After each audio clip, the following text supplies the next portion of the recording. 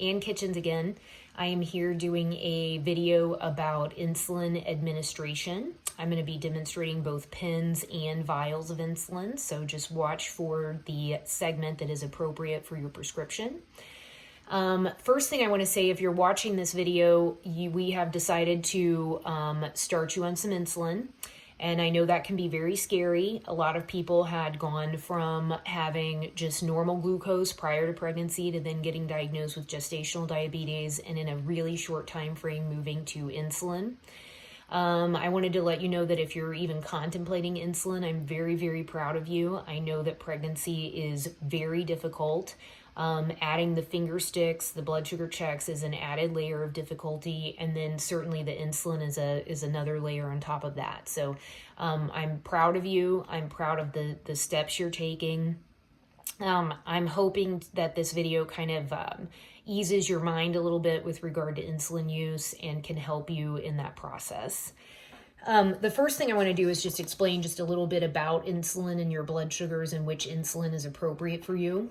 So as you have probably noticed, so this is what we see, what we hope to see in a pregnant or even a non-pregnant patient. This would reflect sort of normal glucose control. I've got it a little bit sideways, a little bit leaning here, but I'll turn the page a little bit. So basically, when you wake up in the morning, so this represents waking up, your blood sugar should be 95 or under. So this is kind of your fasting blood sugar. You kind of go through your morning until you eat breakfast. After breakfast, your blood sugar peaks at about an hour. And then by 2 hours, it should kind of be headed back down to sort of this baseline. So our goal is for you, after you eat, for your blood sugar to become, less than 140 if we can. So then after lunch, a couple hours later, blood sugar trends down to baseline. Then you've got lunch, goes up again to 140, should be trending back down. And then dinner, peak is at 140 and then back down. So again, if we are starting insulin on you, it's because your blood sugar is not sort of adhering to where we want it to be. Again, no fault of your own, but this is pregnancy driven. So there's two types of insulin. There's long-acting insulin, which depending on insurance coverage and patient preference could be called Levemir, could be called Glargine, also known as Lantus or Basaglar, could also be called NPH if we're using a vial. And so what the goal of that insulin is to bring your fasting number down. Maybe your fasting is sitting about 110, 120, 130, 140, something like that. We want to bring that fasting number down. So the time of day that we're going to inject the long-acting insulin is over here at bedtime. So this is the end of your day at bedtime. The way long-acting insulin works is that you inject it, and instead of it going into your system immediately, it actually breaks down slowly over about 24 hours. And so the long-acting insulin, you give it at bedtime so that we can give it a chance to work overnight while you're sleeping to combat your sleeping high blood sugars so that you wake up with a better number. Okay, so the safest thing I feel like to do is to have someone start with long-acting insulin at bedtime around 10 units. And then what you're going to do is the next morning, you're going to check your blood sugar. So let's say you're starting off about 120. You're going to inject 10 units the first night, see where you land the next morning. And if your blood sugar is not at our goal of under 95, the next night you're going to go up to 14 units. So you're going to keep going up every night by 4 units until we hit this fasting goal. Okay. So again, the long-acting insulin, if that's what we're starting first for you, because your predominant issue is high fasting blood sugars, you're going to start 10 units at bedtime, increase by 4 units every single day until we get the fasting glucose under 95. Now again, the long-acting insulin is what's going to bring down these numbers, these between meal, these fasting numbers. That's kind of the kind of undercurrent of how you're running day and night. What it's not doing is addressing these post-meal numbers. Now, in some cases, it may help the post-meal numbers because if you wake up high and you go into breakfast high, you're going to be a little bit higher after breakfast. So that's why typically, if you have high post-meal and fasting numbers, I'll start the long-acting insulin first to see what kind of help it can give the post-meal. Now, We do also see where patients may wake up okay, but their predominant issue is their post-meal number is too high. So what we do there is we give them mealtime insulin. So mealtime insulins do not last 24 hours. They only last about max maybe 3 hours, okay? And they have their peak effect after about an hour. So if you are to start a short-acting insulin, so the names of that would be Humalog, Novolog, Admelog. Generic names would be Lispro, Aspart. Possibly if you're doing a vial, it would be called regular insulin. So for all of the insulins, Humalog, Novolog, Admelog, Aspart, Lispro, those insulins you just kind of, I would have you start by taking it just kind of right about maybe 5 minutes before you sit down to eat, okay? Because again, those insulins are some newer insulins. They're sort of ultra fast acting. So there you want to sort of match their peak effect with your peak glucose. You want to take those because they take about an hour to work. So what I have patients do there, now that is a little bit more patient dependent what level I start you at the start of each meal. It may be 6 units, 8 units, 10 units, something along those lines. You're going to take those at the start of each meal, and then you're going to see how your post-meal glucose does. Now this is a little more tricky because I want you to treat each meal at each time of the day a bit separately. Now the reason for that is that you have various hormones that are higher or lower at different times of the day. So your post-breakfast number, for instance, you have hormones like cortisol, things like that, that peak in the morning. So you might end up needing more insulin for breakfast than you would lunch or dinner. At lunchtime, people tend to be a little bit more active, so you might need less insulin at that time. Dinner time, you might be eating a few more carbs, so you might need some more insulin then. So when you start mealtime insulin, you're going to take your dose, let's say 6 units at the start of each meal, and you're going to look and see how you did after that meal to adjust your dose. So if you take 6 units at breakfast, and let's say your post-glucose ends up being still too high, what you're going to do is the next day at breakfast, you're going to take maybe 2 or 4 units more, depending on what I specifically tell you. So again, if you take 6 units at breakfast and you run too high, I'm not going to have you go up on your lunch dose. You're still going to take 6 units at lunch and see how you do there. And then 6 units at dinner. You're not going to adjust that dose until the following day because that dose is going to be meal specific, okay? So someone taking mealtime insulin may end up needing 10 units at breakfast, 8 units at lunch, and 14 units at dinner, for example. Okay, so each time of the day is going to be its own thing. Okay, any questions about that? Just send me a MyChart message. So we're gonna start with insulin pens. So here's what a pen looks like. These are the supplies you're gonna need. So you're gonna need your pen, you're gonna need a pen needle, and then you're gonna need your alcohol prep pad. So all of those things should have been sent to the pharmacy for you. And if you're missing any one of those things, the alcohol prep pad isn't necessarily essential. You could also just wash your skin off with soap and water. That's fine too.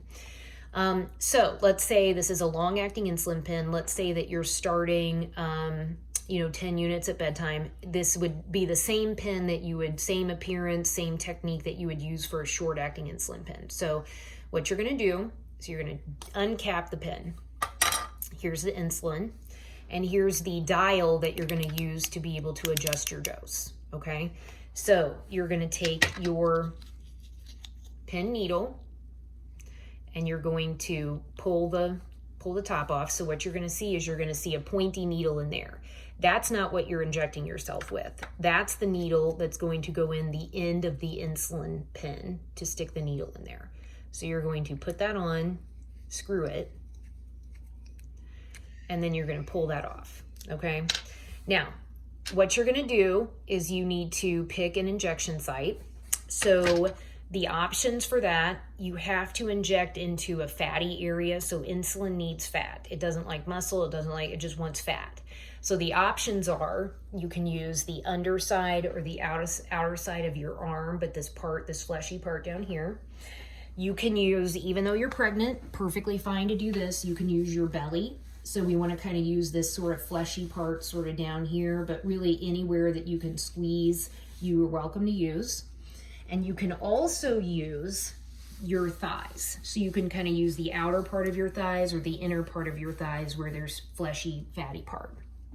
So depending on where you're going to use, I'm going to demonstrate either abdomen or arms, but you want to, I'm not going to do it, but you're going to want to pull your shirt up, pull your pant down so that you just have skin there. And you're going to take your alcohol prep pad and you're going to pick the spot that you're going to go and you're going to prep it and rub alcohol. Now, a tip for if you want to use your arms, this might be a nice thing to do. Going back to the abdomen, everybody asked me if that's safe in pregnancy. Completely safe. Okay, so where you're injecting is far, far, far away from anything that the baby is going to feel or sense. Abdomen is perfectly safe.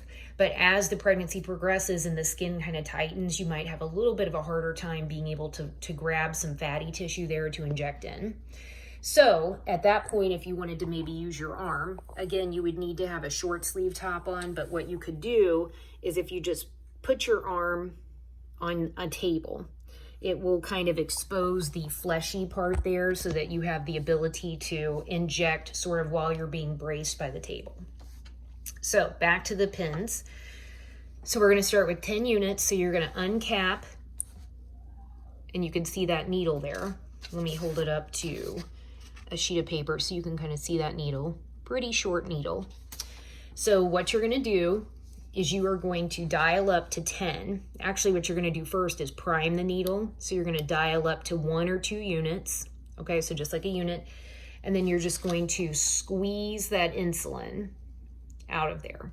Okay, you can see a little bubble popped up there. Okay, now you can just kind of shake that off. So what that's doing, in order to achieve the proper dose of insulin, the needle has to be have insulin in it. So we're just priming it. Now you're going to do that every time you inject. So every time you inject, you're putting a new needle on and you're priming the needle.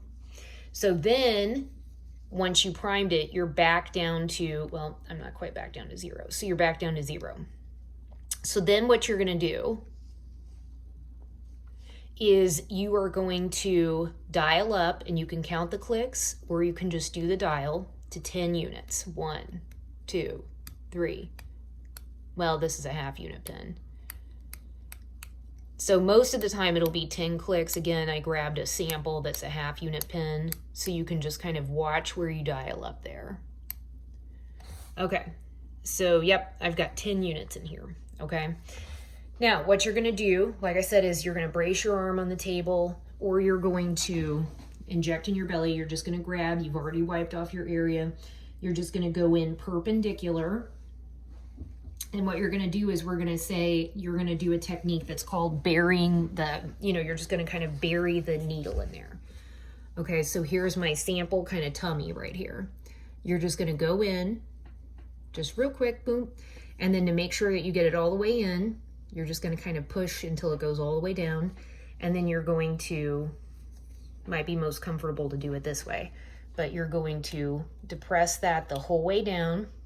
Once it's all the way down, you're going to count maybe 1, 2, 3, 4, 5, pull it out, and then you're done. Now, what's really important with this is that sometimes people are a little bit tentative and they don't go in all the way. So let's say somebody just goes in just a little tiny bit, just under the skin. You're going to see insulin leak out. So you just kind of want to go all the way in and then push that down. So the other thing you want to make sure that you don't do is don't go in sideways like that. You don't want to accidentally give yourself like a TB injection where you're just underneath the surface of the skin, because you can induce a allergic reaction to insulin that way. So again, just go perpendicular all the way down. If you're doing your arm, again, you're braced on the table and you're just going to go in all the way down, inject all the way, count to 5, and then you're done. Now, what you can do is you can take the container that the pin needle came in, just put the needle back in, untwist it. Okay, so needle's done. You're going to want to put this needle either in a sharps container that you can get at the pharmacy, or you can put it like in an old milk jug or a laundry detergent jug. You can just recap the insulin. The pin that you're using can be stored at room temperature, so you can just put it up in a cabinet until you're ready for it the next night. Put on a new needle every single time, clean your skin every single time. The pins that you're not actively using need to be stored in the refrigerator, okay? So that is our pin demonstration. Now we will go to insulin vials. So the equipment that you're going to get here, you have picked up your vial from the pharmacy. You've got a full-size kind of regular insulin needle. And then again, you've got some sort of prep pad, something to clean your skin with. So all of the injection sites are the same. You can use fatty skin that hangs down, fatty tissue that hangs down under the arm. You can use your abdomen down here. You can kind of use the inside, again, kind of the inside of your thigh, this fleshy part, or the outside. And what we're going to do here is you are going to start by uncapping the vial to the cap to the vial. So you're just going to pop that off. And then here's what the top of the vial looks like. This is where you're going to inject the insulin needle to draw it up. You're going to take your wipe down wherever you're going to inject. So let's say it's the inside of your arm. Also, let's wipe down the top of the vial. Can't hurt to do that. We'll just wipe that guy off. Now, this needle looks a little different. It's still quite small.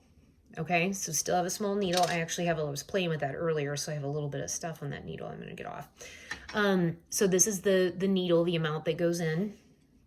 You're also going to uncap the bottom of the syringe so that you can pull up your dose, okay? So this is what's a little bit different. So here's how you're going to pull this up. Okay, so you've got 10 units, 20 units, 30 units, 40 units, 50 units, 60 units, okay? This one is a 100 unit pen. So if someone pulled it all the way to here, they would be injecting 100 units of insulin. Now, again, where we start off generally, okay, is about 10 units. Now, the markings on this, you're going to want to pay attention to. Let me get it pulled up over here. So the markings, the markings go by 2-unit increments, okay? So this big mark is the 10-unit mark, but then you've got underneath that, you've got 8, 6, 4, 2, okay? So you cannot actually necessarily very easily pull it up by 1-unit markings. So you would have to do 2 units, 4 units, 6 units, 8 units, and then you're down here to 10 units, okay? So we've got everything wiped off. So we're going to take the vial, turn it over so that all the insulin gets to the bottom, and you're going to stick this needle right in the center of that white part. So we're going to boop, stick it in. And then what you're going to do is you're going to, looking carefully at the side of the syringe, you're going to pull up 10 units to the 10-unit mark, okay, which is the first sort of long mark next to the 10, okay? And you're done with that vial. Again, the vial can sit at room temperature. Any extra vials you have, you want to put in the fridge. I'm just going to like kind of shake off that little dot that's there. So again, we're up to the 10-unit mark, okay? Now, what you're going to do is you're going to take wherever you wanted to inject. You're going to take your arm if you want. You're going to kind of lay it down on the table. And you've got it braced here. We've got the fatty part. We've already wiped it off. You're just going to go in kind of perpendicular. Now let me pull out my sample. So this is going to pretend this is my arm. So you're going to go in sort of perpendicular, push that little guy all the way down. Okay, push him down. Then you're going to push, push, push, push, push, push. Count when it's all the way down, maybe count to 5. 1, 2, 3, 4, 5. Pull it out and we're done. Okay, we've done our injection. This needle is done. We're not going to reuse it. Again, we're going to put this in a sharps container that we get from the pharmacy, or maybe an old laundry detergent container, something that's strong enough that the needle won't poke through. We're going to put that in there, and then we are all done with that injection. Okay, great. So this is a little tutorial on how to use insulin, and if you have any further questions, please let me know, because I'm happy to have one of our nurses walk that through with you. Thanks so much.